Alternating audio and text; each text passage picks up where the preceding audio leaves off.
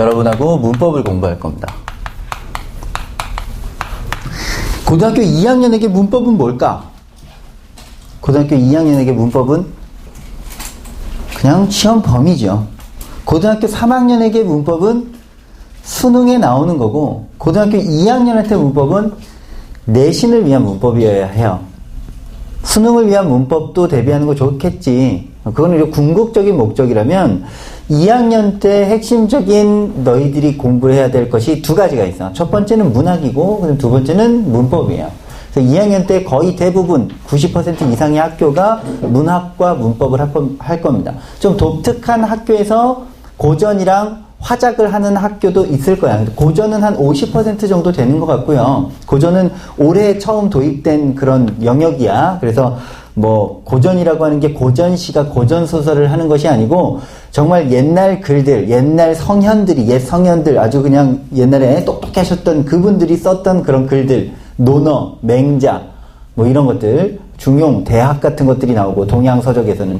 이제 서양 서적에서는 이제 서양의 어떤 고전적인 그런 작품들이라든지, 그 소크라테스 철학이라든지 이런 것들이 나타나게 되어 있어요. 그래서 그런 것들을 공부를 하는 그런 영역이 있어. 사실상 아직까지는 수능에서 외국 글들이 많이 나오진 않죠. 특히 문학에서 거의 나오진 않는단 말이야. 외국 글들이, 외국 작품이라든지 이런 것들이 나오지 않고, 나왔다 하면 그냥 중국의 한시 정도 나오는 거죠. 그런데 이제 다른 소설이라든지 외국 소설 뭐 이런 거, 해리포터 뭐 이런 나옵니까? 안 나오죠. 근데 이제 조금씩 외국 글들도 이제 수능에서 많이 나오게 될 거예요. 물론 너희들까지 반영이 될런지는 모르겠지만, 어쨌든지 간에 내가 하고 싶은 말은, 아직 2학년은 내신에 좀 집중을 해서 자신이 조금 대학을 갈 수 있을 그런 가능성들을 많이 높여놔야 돼. 수능도 당연히 잘 준비를 하셔야 되고, 그것은 내신을 얼마나 탄탄하게 하느냐, 그거에 따라서 수능 점수가 달려있다라고 생각하시면 돼요. 기본적으로 내신에서 공부하는 그런 내용들은 기본적인 사항들이야. 그러면 수능에서 80%를 차지하고 있는 부분이라고 생각하면 돼. 공부해야 될 양 중에 80%가 내신하고 수능하고 겹쳐. 물론 수능은 좀 한 단계 더 올라가서 응용적인 그런 문제들이 나오긴 하죠. 그것이 20%를 차지하고 있다라고 생각하면 돼. 그러면 그런 20%를 공부하는 것들은 지금 당장 욕심이 나겠죠. 좀 더 어렵고 좀 더 내가 모르는 것들을 탐닉하고 그것을 공부하고 싶겠지만, 지금 2학년에서는 내신을 다지면서 기본적인 것에 충실해서 80%를 완벽하게 만들어 놓고, 그 다음에 이제 3학년에 올라가서 나머지 80을 계속 복습하면서 20%를 채워나가는 그런 공부가 될 수 있어야 돼요. 그래서 2학년 때 너무 기술적인 것에 집착하지 마세요. 기술적인 수업이라든지 기술적인 학습이 재미는 있어. 당연히 문제풀이 방식이라든지 어떤 스킬, 이런 것들을 공부하니까 재밌죠. 그리고 뭔가 적용할 수 있고 신기하단 말이야. 그런데 아주 기본적인 개념학습이라든지 이런 것들 1학년 때 어느 정도 됐다고 해서 2학년 때 바로 놔버리면 3학년 때 다시 개념학습을 해야 되는 그런 아까운 시간을 버려야 될 그런 일이 생길 수도 있어요. 그래서 2학년 때, 사실 1학년 때 교과서가 그런 모든 영역들, 국어의 모든 영역들이 통합되어 있는 그냥 국어 1, 국어 2를 공부를 했다면, 2학년 때는 그것이 이제 조금 나뉘어져서 세분화돼가지고 조금 더 깊이 있게 들어가죠. 다시 기초부터 다지면서 그 깊이 있는 문학이면 문학, 독서면 독서, 아까 얘기했던 고전을 통해서 독서를 하겠죠. 그 다음에 이제 독서와 문법을 통해 가지고 문법을 다시 한번 세세하게 여러분들이 공부할 수 있으면 좋을 것 같아요.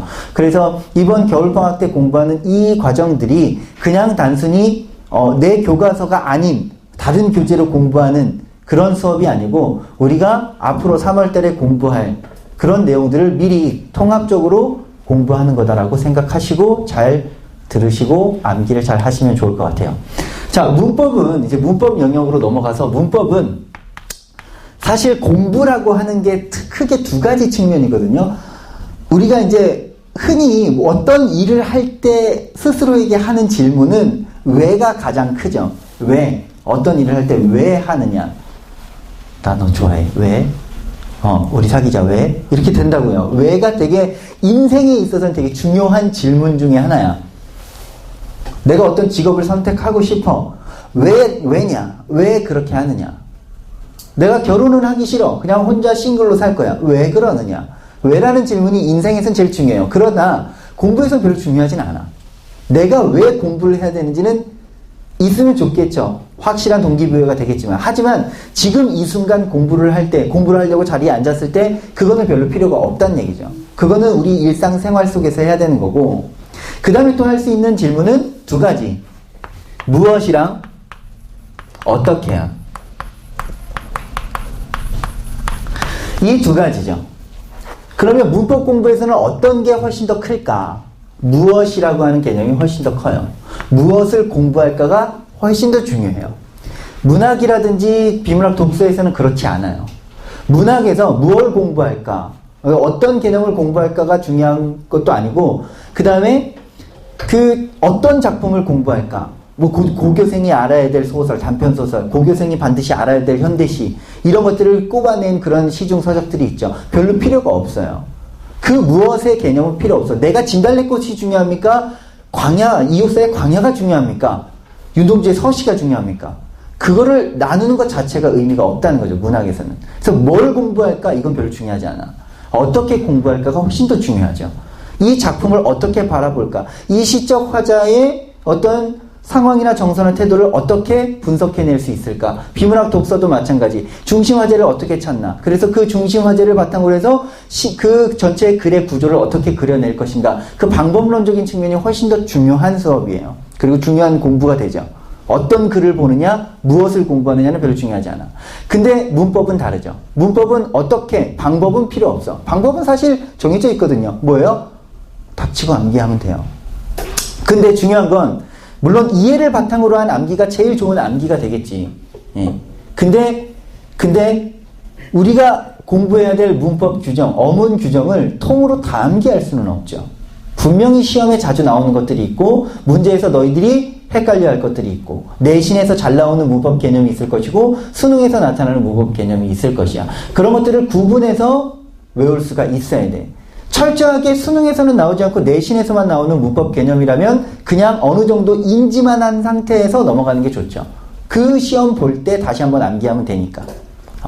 일반적으로 뭐 이중모음을 얘기할 때 상향식이냐 하향식이냐 이런 것들 얘기할 때 수능에서는 절대 나오지 않아요. 근데 내신에서는 나오죠. 지금 얘기하는 그 상향식 하향식이라는 그 말 자체가 처음 듣는 학생들도 있을 거야. 철저하게 내신용이기 때문에 그래요. 그래서 그 1학년 때 학교 선생님은 굳이 설명하지 않아도 넘어갈 수 있는 그런 개념들이 있다는 거죠. 그래서 그런 것들을 구분해서 학습하는 것, 그것이 문법을 좀 더 효율적으로 공부하는 것이다 라는 것을 아시면 됩니다. 좀 더 나아가서 수능까지 생각을 한다면 문법은 5문제가 나와요. 그 5문제를 다 맞히는 것이 목표가 되어서는 안 됩니다. 그럼 뭐가 목표가 돼야 되느냐? 문법 문제를 풀 때 최대한 시간을 아끼는 것, 그것이 목표가 돼야 돼요. 그냥 5문제를 다 맞춰야지 그것이 목표가 되면 별로 좋은 공부는 아니야. 그래서 얼마나 내가 빠르게 개념을 생각해내서 끄집어내서 그것을 언어 사례랑 연결시키고 그래서 선택지를 판단할 수 있는가. 그것이 훨씬 더 중요한 공부가 될 겁니다. 어쨌든 이 수능까지 얘기한 건 좀 더 나아간 거고, 그거는 이제 문제를 풀면서 볼 거고, 너희들이 이 공부를 하면서 항상 정리를 해야 되는 거. 아, 내가 이 단원, 의문체계를 공부했으면 의문체계에서 무엇을 암기해야 되겠구나. 선생님이 이런 것들을 암기하라고 했는데 내가 이것이 암기가 좀 덜 돼 있으니까 이거는 반드시 숙지를 하고, 아, 이런 것들은 개념적으로 그냥 이름만 알고 넘어가도 되겠구나 라고 하는 것을 구분지어서 잘 기억하고 있으면 될 겁니다. 자, 그러면 수업에 들어가도록 하죠. 일단 의문체계를 공부할게. 의문체계. 페이지는 4페이지. 지금 페이지 구성을 보게 되면 4페이지를 펼쳐서 보게 되면 2개의 페이지로 나눠져 있어요. 당연히 2개의 페이지로 나눠져 있겠죠. 4페이지가 있고 5페이지가 있어요. 그러면 그 문제, 기출 문제를 제외하고 4페이지 쪽을 보게 돼요. 짝수 페이지 쪽에는 개념이 있어요. 4페이지처럼 이렇게 짝수 페이지에는 개념이 있다. 그래서 개념 설명들이 있어. 2학년은 좀 더 심플하고 간단하게 개념들이 적혀져 있어요. 그 다음에 이제 여기 옆에 5페이지가 있어. 5페이지, 이 홀수 페이지에서는 뇌새김질이라고 있어요. 뇌에다가 새기는 행위라고 생각하면 돼. 가장 되게 간단하고 되게 유치한 문제들이 나열되어 있어. 그렇지만 그 4페이지에서 공부했던 개념을 아주 단순하지만 반복해서 적용할 수 있는 그런 문제들이 있어. 그렇게 해서 암기가 되었는지 체크를 하고, 의문 변동을 공부했으면 의문 변동을 쭉 해보면서 내가 정말 그것을 여러 상황에, 여러 언어 사례에 적용시켜서 알 수 있는지를 확인하는 문제들이 있다. 그래서 빠르게 해결할 수 있으니까 수업 시간에 그냥 몇 개 정도 해보고 나머지들은 집에서 이제 암기를 한 다음에 하면 돼요. 그렇게 문제를 풀어내거나 어려운 개념은 아니고, 옆에 있는 개념을 그냥 읽었으면 충분히 바로바로 쓸 수 있는, 그리고 바로바로 풀 수 있는 문제들로 구성이 되어 있어. 자, 의문체계, 의문이라고 하는 개념을 살펴보도록 하겠습니다. 의문이란 뭐죠? 알잖아. 네. 말의 뜻을 구별해주는 소리의 가장 작은 단위. 네, 아주 잘 외우고 있어요. 말의 뜻을 구별해주는 소리의 가장 작은 단위. 그런데 그거를 아는 것은 참 의미가 없는 거죠. 아니 뭐 그렇다고 네가 의미 없는 공부를 했다는 게 아니고, 지금까지의 공부, 고등학교 1학년 때까지, 특히 이제 중학교 때 의문을 공부했을 때는 딱 그 수준에서 공부를 하는 거니까. 근데 엄밀하게 얘기했을 때 의문이 말의 뜻을 구별해주는 소리의 가장 작은 단위다라는 것을 아는 것은 중요하지 않아. 즉 개념을, 뜻을 알고 있는 것은 필요가 없어. 실질적으로 어떤 언어에서 어떤 부분이 의문이 되는지를 알 수가 있어야 된다는 거죠. 자, 의문이라고 하는 것은 말의 뜻을 구별해주는 소리의 가장 작은 단위다 라고 하는 것을 우리는 의문이라고 암기를 하고 있습니다. 자, 그러면 내가 여기에서 얘기하고 싶은 거는 소리의 가장 작은 단위다 라고 하는 이 얘기를 하고 싶어. 특히 소리. 이거 그냥 아무 생각 없이 암기를 하고 있잖아. 아무 생각 없이 암기를 하고 있다고. 근데 이거는 무슨 단위다? 소리의 단위다. 그러면 문자 체계하고 소리 체계하고는 일치한다, 일치하지 않는다? 일치하지 않는다. 이 말이 뭐냐? 질문을 할게요. 우유라는 글자가 있습니다. 몇 글자로 쓰였죠?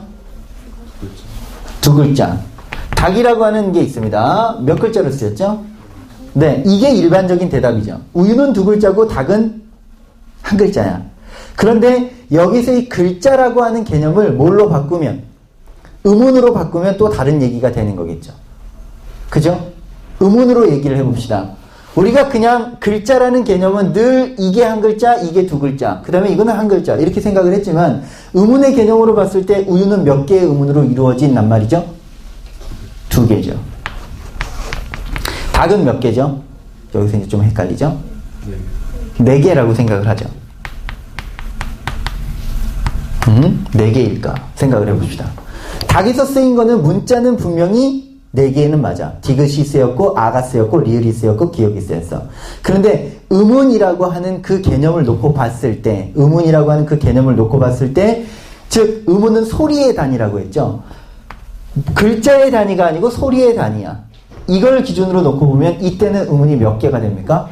발음은 3개가 되죠. 닭이라고 발음을 하니까. 그치? 네.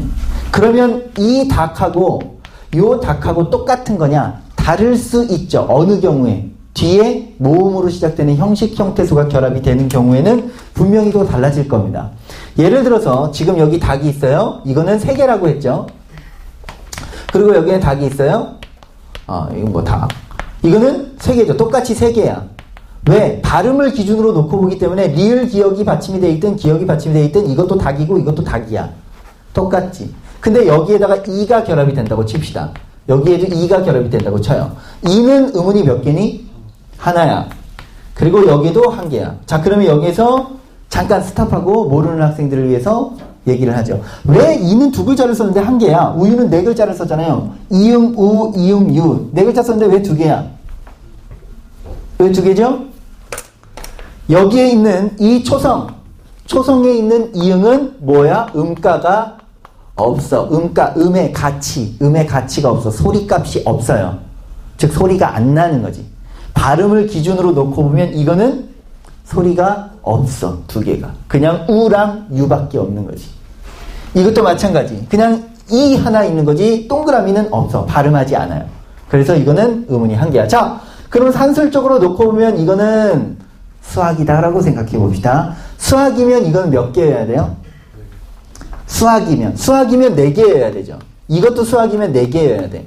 그러나 실질적으로 의문 현상이 일어날 때는 이거는 어떻게 발음이 돼? 달기가 되고 이거는 다기가 되죠. 그러면 이거는 그냥 4개가 된 거고 이거는 몇 개예요? 5개가 된다는 거죠. 이런 경우가 있기 때문에 이 의문이 비록 3개여도 표기할 때 3개처럼 쓰지는 않는 거지. 자, 그렇게 놓고 보면 이게 1학년 때 배웠던 개념입니다. 1학년 때 배웠던 개념. 지금 이거는 한글 맞춤법 규정 총칙 제1항에서 한글 맞춤법은 표준어를 어떻게 소리 나는 대로 적되 어법에 맞도록 함을 원칙으로 한다라고 했어요. 자, 그럼 이거는 소리 나는 대로 적었니? 어법에 맞게 적었니? 소리 나는 대로 적은 거고 이거는 어법에 맞게 적은 거죠. 그래서 그 2가지 규정이 있었던 거야. 자, 어쨌든 복습 차원에서 얘기를 했고 다시 이쪽으로 돌아가서 얘기를 하는 거. 돌아가서 얘기한다면 음운이라고 하는 것은 소리의 단위다. 소리의 단위다. 문자에 너무 얽매이면 안 돼. 문자에 얽매이는 대표적인 케이스가 뭐냐면 바로 요겁니다. 이걸 하지 말고 실제로 니네들 3학년들이 어려워했던 예문으로 할게요. 이게 있어. 그러면 이게 발음이 늙고야. 여기에서 의문 변동이 어떤 게 일어났을까? 그러면 문자에 이 글자에 너무 신경을 쓰다 보면 그냥 눈으로 봤을 때 여기에 있는 기억이 이쪽으로 올라가서 2개가 된 것 같은 그런 느낌적인 느낌이 날 수도 있다 이거죠. 그리고 실질적으로 지금은 니네들이 알고 있고 설명을 듣고 있기 때문에 저러면 내가 저거에 왜 낚여? 라고 생각할 수 있겠지만 실제로 시험을 보면 엄청나게 낚여. 이거에 대한 문제가 오답률이 67%, 33%만 답을 맞췄어. 여기에서 3분의 1만 맞히고 나머지는 틀렸다라는 거야. 그게 전국적으로 가면 수십만 명이 틀린 문제라는 거죠. 그 문제가. 왜? 그냥 단순히 이렇게 얘기를 하고 자, 이 의문 변동에서는 탈락과 첨가가 일어났습니다. 라고 써놔요. 순간적으로 봤을 때 기억이 쌍기억이 된 게 뭔가 첨가되는 느낌이 난다라는 거죠. 왜? 문자에 얽매이니까 기억이 하나 더 더해져서 쌍기억이 됐구나라고 생각하는 거지. 근데 의문적인 측면으로 봤을 때 이 기억과 쌍기억의 관계는 어떤 관계야? 교체 관계야. 절대 한 개가 더해지거나 한 개가 빠지는 관계가 아니라는 거지. 이건 이제 논외적인 얘기였고 조금 더 응용된 얘기였지만 이렇게 소리의 단위라고 하는 거, 소리를 기준으로 생각하지 않고 글자에 너무 집착하게 되면 오류가 나오는 것이 바로 이 의문적인 측면이에요. 우리는 그냥 계속 소리를 들을 수 없기 때문에 소리라고 하는 것은 공간적인 제약과 시간적인 제약이 있기 때문에 편의상 무엇을 사용할 뿐이야? 편의상 문자의 형태를 사용할 뿐이야. 그래서 의문이라고 하는 것을 나타내기 위해서 닭이라고 하는 것을 얘기를 한다면 이거는 어떻게? 닭이라고 하는 요 표시, 요 가로 표시를 가지고 있는 거죠. 요 표시를 이제 하고 있는 거죠. 그러면 여기는 받침이 있어요? 받침이 있습니까? 대답하시면 돼요, 그냥. 네, 있어요. 그러면 여기에서는 끝소리가 있습니까? 네? 끝소리가 있어요? 음절 끝소리가 있어요? 있어요? 없어요. 없는 거죠. 왜? 내가 지금 얘기하는 그 음절의 끝소리다라고 하는 것은 의문의 개념이야. 그러면 이걸 어떻게 소리 나는 대로 바꿔서 얘기해야 되겠죠. 그러면 이건 밖에야. 이렇게 되는 거죠. 여기 이 발음상에서는 끝소리가 없죠. 즉, 이 밖에는 요 밖은 끝소리 규칙 적용됩니까? 네. 네. 이건 됩니까? 네. 이것도 돼요? 음절 끝소리 규칙이 적용이 돼요, 이게? 그죠. 왜 되죠? 끝소리가 없는데. 자, 다시 생각해 보세요. 잘 생각하셔야 돼요. 이거는 음절 끝소리 규칙이 적용이 되죠. 음절 끝소리 규칙은 그녀 다리만 봐요라고 하는 7가지의 받침만 올 수 있다라는 거야. 근데 우리가 그냥 흔히 공부했을 때 7가지 받침만 올 수 있다 이렇게 공부를 했죠. 중학교 때는. 근데 그거는 잘못된 설명인 거지. 그 7가지의 끝소리만 올 수 있다가 정확한 얘기고 이거는 분명히 끝소리 자리에 어떤 소리가 있기 때문에 그것을 뭘로 바꿔주는 거야? 기억으로 바꿔주는 거야. 그렇게 해서 이거는 끝소리 규칙이 적용이 되는데 이거는요. 끝소리 규칙이 적용이 안 되죠. 왜? 소리를 기준으로 놓고 보면 이건 끝소리가 없으니까. 요 개념을 이해하느냐 못하느냐 그게 음운에 대한 깊이 있는 공부를 할 수 있느냐 못하느냐를 결정짓는다라는 거죠. 그래서 그냥 단순하게 외우고 있었던 소리의 가장 작은 단위라는 이 말이 정말 심오한 거를 담고 있는 거예요. 소리의 단위다. 소리는 추상적이고 관념적이야. 눈에 보이지 않아. 지금 이상한 소리 들리죠? 네. 이 소리를 써보세요. 글로.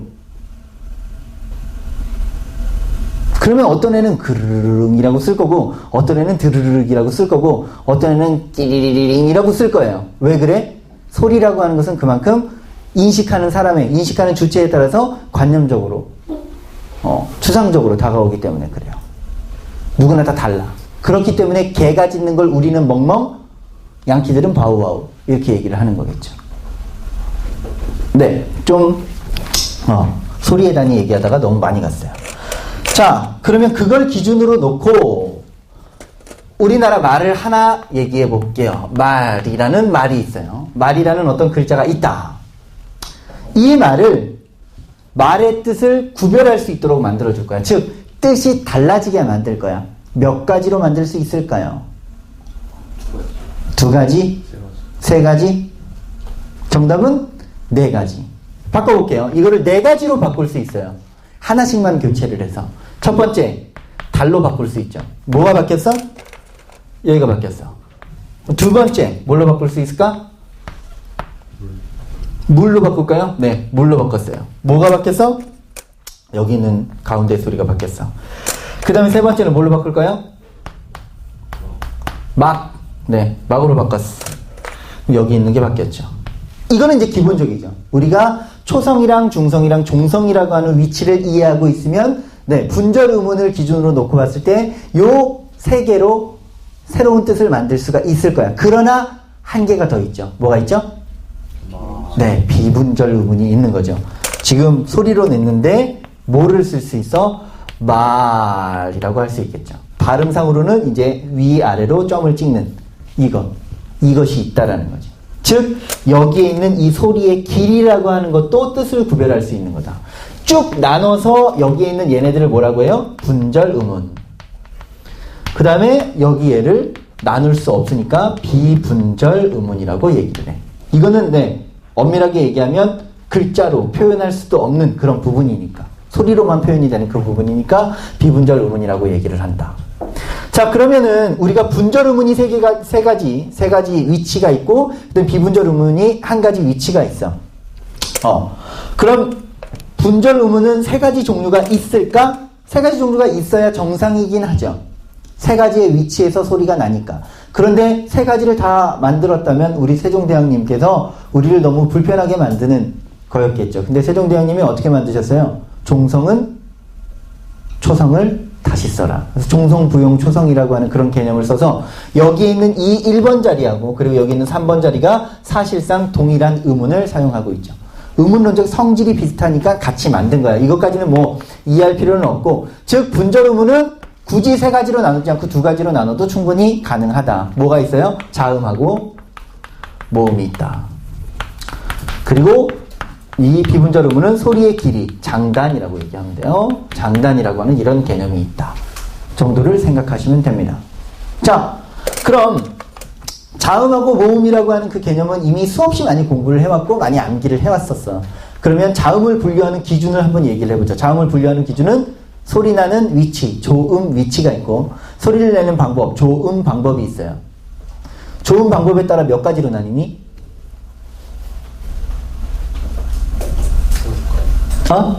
5가지. 왜 이걸 암기하고 있는 거야? 그냥 기억이 나는 거야? 네. 그럼 조음 위치에 따라서는 우리가 그 자음을 소리를 낼 수 있는 위치 5가지. 네. 아설순치요 5가지가 있죠. 이렇게 네. 너무 똑똑. 입안 너무 똑똑해서 별로 재미없네. 너무 똑똑하면 안 돼. 내가 너무 재미없어. 속으로 누군가는 생각하고 있죠. 괜찮아요. 저는 멍청합니다. 아니야? 네. 5가지 좋은 방법과 좋은 위치를 다 이해하고 있고, 그래서 거기에 어떤 소리가 나는지를 암기하고 있다면 좋아요. 더할 나위 없이 좋고 뭐 더 이상 자음에 대해서 얘기할 것도 없어. 즉 파차름이다라고 했을 때 파차름이 무슨 말인지, 예사소리다, 예사소리가 무슨 말인지를 이해할 수 있고 거기에 들어갈 수 있는 말, 즉 파차름 예사소리라고 했을 때 지읒을 바로 떠올릴 수 있다면 좋은 거죠. 네, 완벽하게 암기가 되어 있는 거예요. 입술에서 나오는 비음은, 입술을 사용해서 소리를 내는 비음, 그게 뭐가 있을까요? 미음이라는 무라는 글자를 생각할 수 있으면 돼. 그러면 되는 거예요. 그런데 누군가 혹자들은 난 다 못 외우겠어 라고 이제 생각하는 경우가 있겠지. 그러면 이 정도는 여러분들이 바로 떠올릴 수가 있어야 됩니다. 뭐냐면 파열음, 그 다음에 예사소리, 그 다음 된소리, 그 다음 거센소리, 그 다음에 구개음, 그 다음 비음하고 유음. 여기 있는 이 개념들은 언제 어디서 튀어나와도 바로 대답할 수가 있어야 돼요. 왜냐? 그냥 단순히 내신 시험을 보는 거면 일단 그 순간에 나머지들 파차름이라든지 마차름이라든지 아니면 뭐 연구개음이라든지 순음 이런 것들 다 암기하면 돼. 그 순간에는. 근데 이거는 왜 끝까지 암기를 해야 되냐면 수능에서 가장 많이 나오기 때문에 그렇죠. 기본적으로 수능 문제의 기본 형태는 어떤 규정, 그리고 그 규정을 언어 사례에 적용하는 겁니다. 그럼 그 규정은 법이죠. 하나의 법칙, 문법, 어문 규정집으로 가져와서 그것을 이제 보여주는데, 보기로 보여주는데, 거기에서 가장 많이 사용되는 용어인 거죠. 가장 많이 사용되는 용어야. 사실상 이 구개음에 해당되는 지읒, 치읒, 쌍지읒, 그리고 이거를 동시에 또 얘기할 수 있는 게 파차름이야. 파차름이라고 하는 건 역시도 지읒, 치읒, 쌍지읒을 가리키는 거야. 똑같은 걸 가리키죠. 그런데 이거는 외울 필요는 없어요. 근데 이거는 외우고 있어야 돼. 왜? 어문 규정상 봤을 때 어문 규정집을 뒤져보면 이 말은 거의 안 쓰여. 이 말은 쓰인다라는 거죠. 언제? 네, 구개음화를 얘기할 때. 파차름화라고 얘기하지 않아. 구개음화라고 얘기를 하죠. 그렇게 이제 얘기를 한단 말이야. 파열음. 근데 이제 소리를 내는 방법 중에서 파열음은 또 외우고 있어야 돼. 왜? 우리가 된소리 대기, 경음화를 설명할 때 무성 파열음 뒤에 연결되는, 이제 안울림 예사소리가 연결되면 그 안울림 예사소리는 어떻게 돼요? 된소리로 바뀐다라고 얘기하니까. 그 규정이 그렇게 써 있어. 그러니까 써 있으니까 그것을 이해하고 바로 적용하기 위해서는 파열음이라고 하는 그, 드, 브 뒤에 안울림 예사소리 그, 드, 브, 스, 즈가 연결이 되면 된소리 끄, 뜨, 뿌, 스, 쯔라고 하는 이 글자로 변화되는구나 라고 하는 것이 떠올라야 된다고요. 그렇게 써 있으니까. 그래서 이 정도는 여러분들이 암기를 하고 있어야 된다고. 자음 체계에서. 나머지는 이제 의미 없다. 자, 그러면 자음 체계에서 조금 더 응용된 거는 아까 이제 말씀드렸던 거죠. 너무 빨리 지웠나? 괜찮죠? 네. 자음 체계에서 여러분들이 기억해야 될 거는 자음 체계 거기 4페이지에 있는 걸 보세요. 거기 쌍기역 있니 없니? 자음 체계 있죠. 즉 기억하고 쌍기역은 독립적으로 자음 체계에 들어가 있어. 걔네들은 따로따로 논다는 얘기야. 절대 기억 두 개가 합쳐지는 건 아니라는 거죠. 리을 기억은 있니 없니? 없어요. 그러니까 얘네들은 뭐야? 하나의 의문이 아니라는 거죠.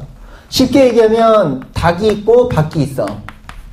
여기에 모음으로 시작하는 형식 형태소가 연결이 되면 얘는 어떻게 분리돼서 딸려 올라가죠. 그래서 달개가 되는 거고, 얘는 분리돼서 박, 개 이렇게 연결이 됩니까? 아니죠. 얘는 같이 가요. 왜? 얘는 뭐니까? 하나의 의문이니까. 요것만 기억해도 돼. 요것만 기억하고 요것만 완전히 각인돼도 돼. 왜냐고? 이거를 3학년 애들이 다 틀리거든요. 안 틀릴 것 같지? 그치? 이름이 뭐니? 박진이야? 안 틀릴 것 같지, 진이야? 안 틀릴 것 같아요. 틀린다니까? 틀려와. 진짜 틀려와. 그러면서 이렇게 얘기를 하죠. 선생님 이거 알고 있었는데 틀렸어요. 그게 실력이야. 알고 있는데 틀린 게 네 실력인 거예요. 그러면 다음 시험에서도 너는 알고 있는 걸 또 틀릴 거야.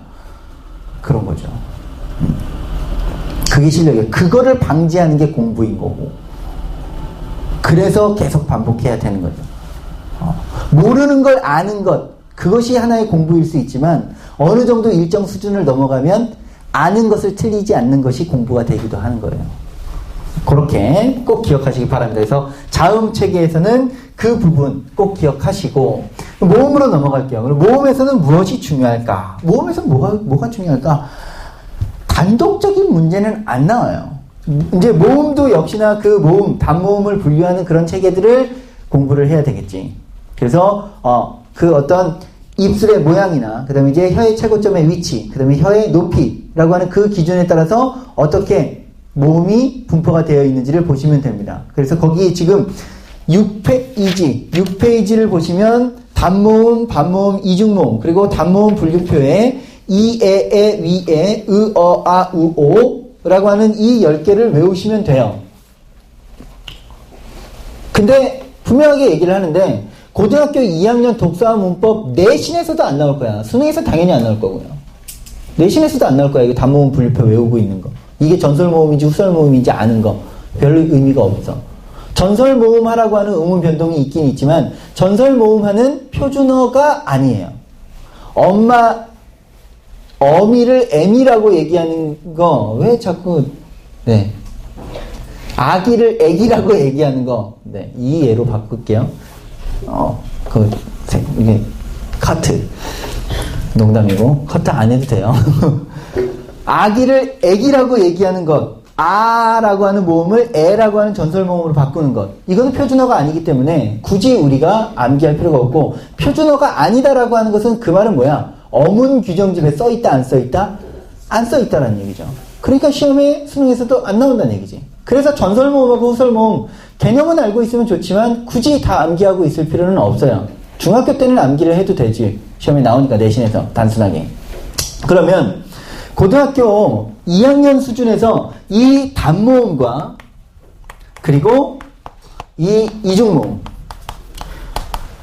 요 두 가지를 구분하는 것이 훨씬 더 중요하죠. 그런데 이것도 구분하기가 쉽지. 중학교 때 어떻게 배웠냐면 단모음은 발음할 때 혀나 입술의 위치가 변하지 않는 거. 이중모음은 변하는 거. 이런 식으로 외웠으니까. 근데 그거는 별로 좋은 암기 방법은 아니었던 거죠. 이 단모음에서 이중모음으로 갈 때 이 개념, 요 개념만 잘 들어가 있으면 돼. 반모음이라고 하는 이 개념. 반모음의 개념을 여러분들이 기억하고 있으면 좋아요. 그래서 반모음의 이 개념이 고전 문법하고도 연결이 되고 막 그러니까. 그래서 옛날에 그 순경음 비읍이라고 하는 그런 것들이 최근에 넘어와서는 W 사운드로 바뀌면서 반모음화 되는 거지. 그래서 춥다라고 돼 있어요. 그럼 여기에 어가 결합이 돼. 어가 결합이 되면 어미가 이 다가 빠지고, 그러면 기본적인 룰에 의해서는 추버가 돼야 되는 게 맞잖아요. 그쵸? 실질적으로 옛날에는 여기에 이게 순경음 비읍화돼서 이렇게 연결이 된 게 맞았습니다. 근데 이 순경음 비읍이 지금은 어떻게 바뀌었어? 반모음 W로 바뀌죠. 그러면 W 더하기 어는 뭐죠? 워가 되지. 그래서 이게 추어가 돼. 그래서 지금 우리가 알고 있는 비읍 불규칙이라고 하는 이 규칙이 왜 나타났는지 고전 문법을 같이 공부하면서 우리가 알 수 있단 말이죠. 그래서 반모음의 개념이 상당히 중요하기도 해요. 중요하기도 해. 그래서 어쨌든 반모음이라고 하는 이 존재를 기억하시고, 이 반모음은 두 가지가 있다. 하나는 J, 하나는 W. J는 이 계열을 얘기하는 거야. W는 오나 우 계열을 얘기를 하는 거야. 이건 그냥 단순한 암기고 철저하게 무슨 용? 내신용이야. 그럼 아까도 이제 내가 내신용 얘기하면서 간단하게 얘기를 했었죠. 어떤 거? 상향식과 하향식이라고 하는 그런 개념을 알면 된다.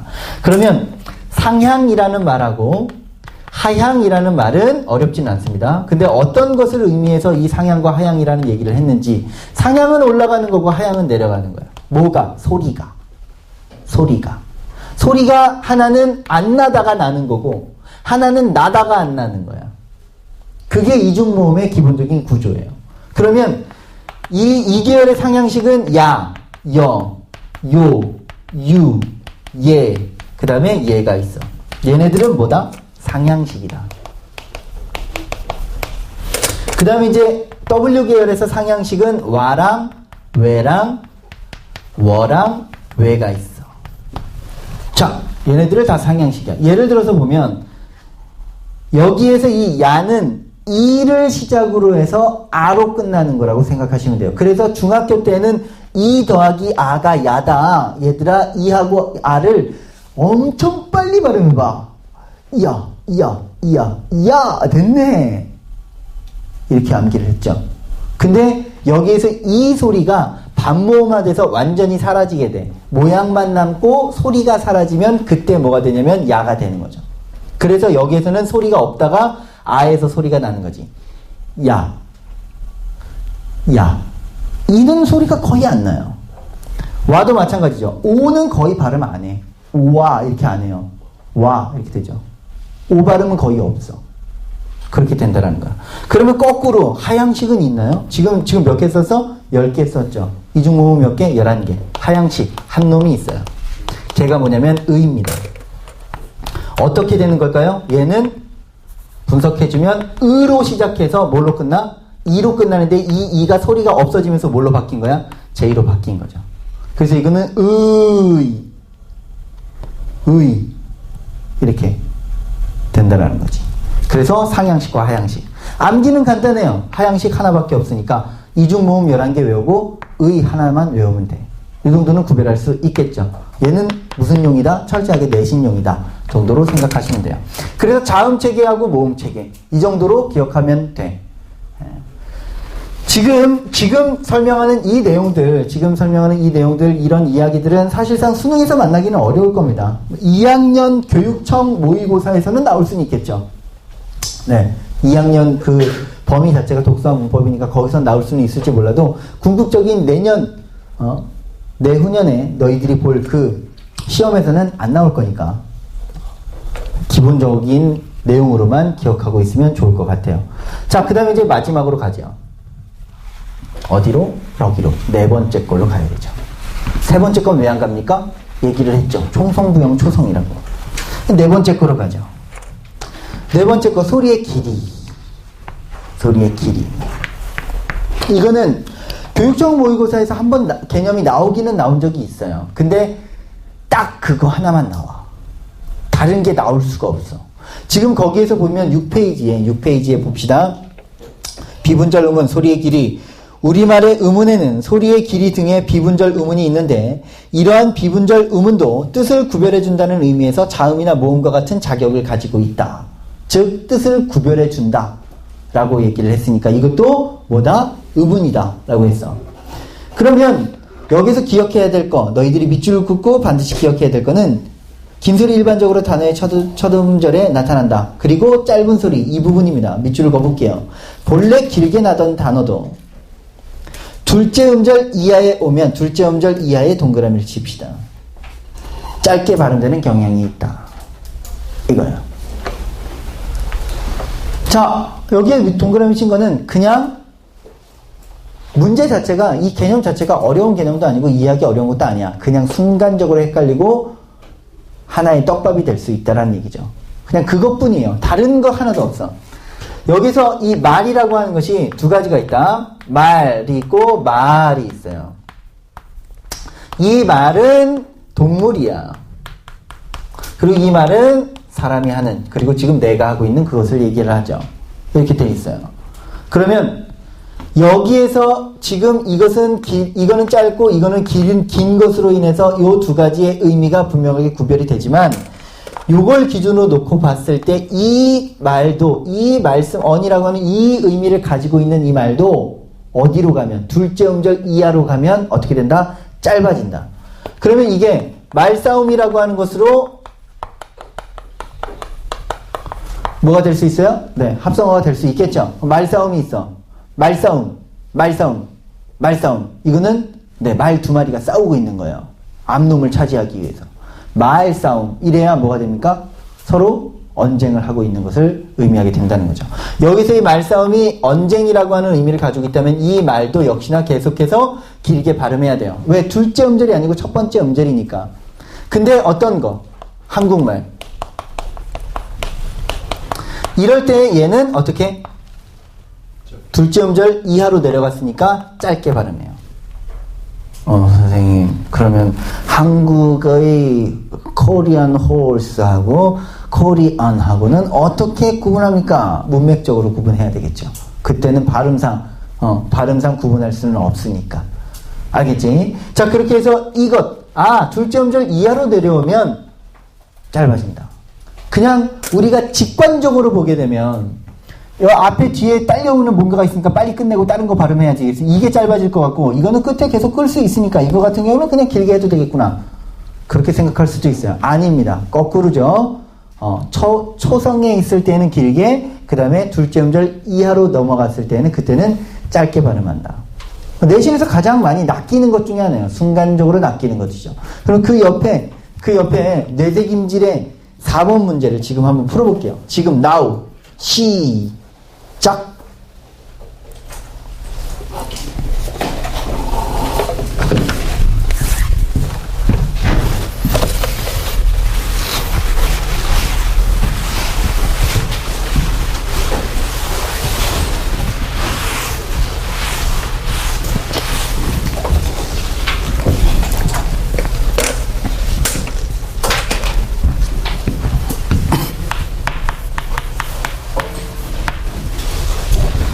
다 했죠? 너무 빠른가요? 금방 하잖아.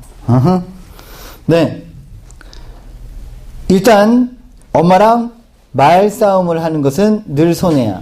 거기 이미 어떤 예문이 나와 있으니까 말싸움이라고 하는 것은 겉쪽에 있는 말씀 언자를 사용한 말이죠. 길게 발음하는 겁니다. 예쁜 발이 들어져 있다. 발. 거기 있는 그 발. 그리고 발 족자를 사용하고 있죠. 그 다음에 이제 여기서 발은, 니네들이 이해하기 쉬운 거는 뭐가 있을까? 블라인드라고 생각하면 돼. 이렇게 치는 거. 쭉 치는 거. 그 발을 얘기하는 거겠지. 선생님, 그걸 몰라요. 모르면 어떡하죠? 자, 여기에서 지금 이야기하고 있는 이 발, 눈, 말이라고 하는 거, 기본적으로 알아야 될 한자어기는 해요. 니네들이 기본적인 그런 교육과정을 거쳤으면 발족자 정도는 알고 있어야 되는 거지. 근데 그것도 모르겠다라고 한다면 지금 이거는 내신용 문제이기 때문에 아마 선생님께서 제공을 해줄 거야, 자료를. 이건 길고 이건 짧다라고. 그 밑도 끝도 없이 그냥 이건 길고 이건 짧어, 이거를 외워 라고 하지는 않아. 어떤 게 길고 어떤 게 짧게 그냥 외워 이러지는 않으니까 걱정하지 않으셔도 됩니다. 정답을 보면은 5번이죠. 어제 한 거짓말이, 자, 이 말 역시 말씀 원자, 그 워드를 의미하고 있지만 이거는 둘째 음절 이하로 갔기 때문에 얘는 어떻다? 짧게 발음하는 것이 맞다라는 거예요. 그래서 이것이 가장 기본적인 그런 의문체계 4가지를 공부했어요. 자, 오늘 공부했던 걸 정리를 해볼게. 의문은 소리의 단위이다 라고 하는 것은 어떤 가장 포괄적인 그런 개념이 있으니까 정리하지는 않고, 자음에서 여러분들이 알아둬야 될 거, 기억하고 쌍기역의 관계, 이 2개의 관계는 개별적인 의문이기 때문에 교체다 라고 하는 것을 분명하게 알아두시고, 그 다음에 자음에서 반드시 암기해야 될 거는 파열음. 지금 내가 이야기를 할 때 머릿속에 한번 떠올려 보세요. 파열음, 예사소리, 뱀소리, 거센소리, 그 다음에 유음, 비음, 구개음. 요 정도는 머릿속에 늘 담아두고 있을 수가 있어야 되겠다. 그 다음 두 번째 거, 모음의 개념에서는, 자, 이중 모음은 뭐다? 단모음 더하기 단모음이다. 단모음이 2개가 결합된 게 아니고 단모음 하나가 반모음으로 바뀌어서 J나 W로 바뀌어서 단모음이랑 연결되면 이중모음이 되는 것이다 라는 것을 알면 되고, 내신용에서는 상향식 그리고 하향식이라고 하는 이 2개의 개념을 머릿속에 담고 있으면 좋을 것 같아요. 그 다음 세 번째, 그 비분절 의문에서는 한 가지만 생각하면 돼. 그 한 가지가 뭐였죠? 바로 길게 나는 소리도 둘째 음절 이하에서는 어떻게? 짧게 발음됐다.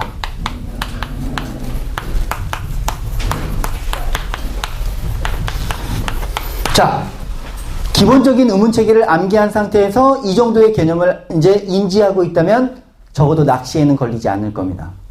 아셨죠? 요걸 이제 여러분들 학습하시고, 다음 시간에는 사실상 의문 쪽에서, 의문론에서 가장 핵심적이고 가장 시험에 많이 나오고, 내신이든 수능이든 가장 어려우면서도 그리고 가장 많이 나오는 그 문제, 바로 의문 변동을 공부할 거예요. 의문 변동을 제대로 공부해야 어떤 외래어 표기법이라든지 로마자 표기법이라든지 이런 모든 것들을 다 우리가 이해할 수 있어. 그래서 어문 규정의 밑바탕이 되는 게 바로 이러한 표준 발음법이기 때문에 의문 변동을 제대로 공부해야 되거든요. 다음 시간에 그것을 공부할 거니까 꼭 여러분들 예습을 해오시고요. 숙제는 5페이지하고 7페이지 우리가 이제 뇌새김질 하지 않았던 거 채워오시면 되겠습니다. 문제는 따로 풀지 않아도 되고 1일 과제장 열심히 풀고 오면 돼요. 자, 궁금한 거 있으면 질문. 없어? 없으면 밥 먹자. 끝.